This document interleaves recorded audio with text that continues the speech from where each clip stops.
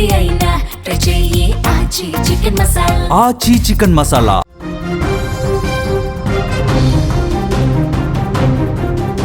ఆంధ్రప్రదేశ్లో సంచలనం సృష్టించిన అన్నమయ్య జిల్లా మదనాపల్లిలో చిన్నారిని దారుణంగా హత్య చేసిన కేసులో ఆ నిందితుడు, ఆ దుర్మార్గుడు కులవర్ధన్ చనిపోయాడు. ఎస్, మీరు వింటుంది నిజమే. నిన్నటి నుంచి రాష్ట్ర వ్యాప్తంగా కట్టలు తెంచుకునేటువంటి ఆగ్రహంతో ఆ వ్యక్తిని బయటికి వదిలిపెట్టండి, తన అంతు చూస్తామంటూ అక్కడ చిన్నారిని చంపిన తర్వాత అక్కడి బంధువులు, చిన్నారి బంధువులు, స్థానికులందరూ అక్కడ పట్టుబట్టినటువంటి సంగతి మనకి తెలిసిందే.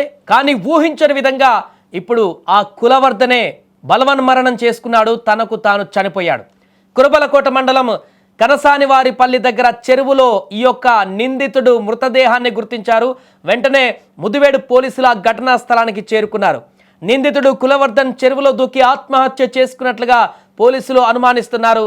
పూర్తిగా నిన్నటి నుంచి చూస్తున్నాం. ఈ కేసుకు సంబంధించి రాష్ట్ర వ్యాప్తంగా సంచలనంగా మారింది. 7 ఏళ్ల బాలిక 2వ తరగతి చదువుతున్నటువంటి ఆ చిన్నారిని అత్యంత దారుణంగా అత్యాచారం చేసి డ్రమ్ములో వేసి చంపేసినటువంటి దుర్మార్గుణ్ణి ఖచ్చితంగా శిక్షించాలి, అతని అంతు చూడాలి అంటూ ప్రజలందరూ కూడా రోడ్ల మీదకి వచ్చి ఆగ్రహావేశాలు కట్టలు తెంచుకున్నటువంటి విధంగా మాట్లాడుతున్న సందర్భంలో ఏపీ ప్రభుత్వం కూడా వెంటనే స్పందించింది. అతనికి ఖచ్చితంగా శిక్ష పడుతుందంటూ కూడా వెల్లడించారు. ఖచ్చితంగా మీకు మేము భరోసాగా ఉంటామంటూ ఆంధ్రప్రదేశ్ హోంమంత్రి కానీ మిగతా మంత్రులు కానీ అక్కడ ఆ చనిపోయినటువంటి పాప కుటుంబ సభ్యులతో కూడా మాట్లాడడం జరిగింది. ఇది జరిగినటువంటి గంటల వ్యవధిలోనే, నెక్స్ట్ డేనే, కొన్ని గంటల వ్యవధి తర్వాతనే ఈ దుర్మార్గుడు చనిపోయాడు. పాపం పండింది. ఆ పసి బాలికను ఎంత దారుణంగా హింసించి హత్య చేసి పైశాచిక ఆనందాన్ని పొందాడో ఈ దుర్మార్గుడు పాపం పండింది. తను ఈ లోకం నుంచి పూర్తిగా వెలివేయబడ్డాడు, చనిపోయాడు, ఈ లోకంలో నుంచి ఇక లేడు. ఆత్మహత్య చేసుకున్నాడంటూ ప్రాథమికంగా మనకు తెలుస్తుంది. కానీ ఆత్మహత్య చేసుకున్నా ఏదైనా కానీ ఇలాంటి వ్యక్తి భూమి మీద బ్రతకడానికి వీల్లేదు అనేటువంటి విషయం అందరూ చెప్తున్నారు. కాబట్టి ఇదొక సంతోషకరమైనటువంటి విషయం వారి కుటుంబ సభ్యులకి, అక్కడ వారందరికీ కూడా. చనిపోయాడు, ఎలా చనిపోయాడు పక్కన పెట్టేశాడు, చనిపోయాడు, అయిపోయింది. చేసిన పాపానికి ఫలితం వచ్చేసింది, కర్మ పండింది, కర్మ ఫలితం అనుభవించాడు. గంటల వ్యవధిలోనే చనిపోయినటువంటి పరిస్థితిని మనం చూస్తున్నాం. గతంలో కూడా ఒక చిన్నారి కేసులో ఒక వృద్ధుడు ఇదే రకమైనటువంటి స్థితిలో ఆత్మహత్య చేసుకున్నాడు. గంటల వ్యవధిలోనే అక్కడ కూడా చెరువులో దూకి ఒక వృద్ధుడు ఆత్మహత్య చేసుకున్నాడు గతంలో. ఇప్పుడు సేమ్ అలాగే జరిగింది. ఇక మేమేం చెప్పదలుచుకోవట్లేదు. ఆ వ్యక్తికి తగిన శిక్ష పడింది. చెరువులో దూకి ఆత్మహత్య చేసుకున్నాడు, బలవరణం చెందాడు. కారణాలు, రీజన్ ఏంటనేటి మీ అంచనాల ఊహలకే వదిలిపెట్టేస్తున్నాను.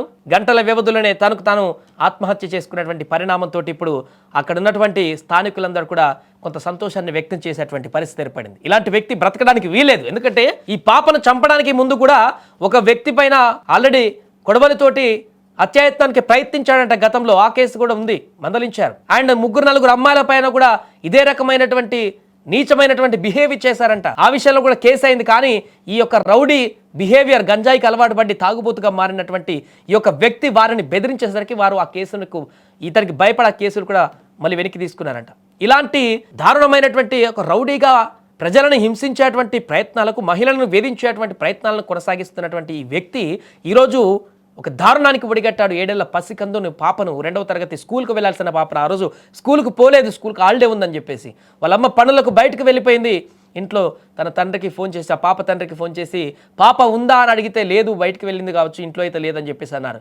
బట్ బయటకు వెళ్ళి ఆడుకుంటుంది అనుకున్నారు. కానీ ఇది తెలియదు. గంటలైనా కూడా ఇంటికి రాకపోవడంతో ఏం జరిగిందో తెలియదు. అప్పటికి అనుమానించి నైట్ పోలీసులకు ఫిర్యాదు ఇచ్చేశారు. వెంటనే అంతా గాలించారు. కానీ ఇంటెదురుగా ఉన్నటువంటి ఈ వ్యక్తి ఇంత దుర్మార్గానికి పాల్పడతాడని ఊహించలేదు.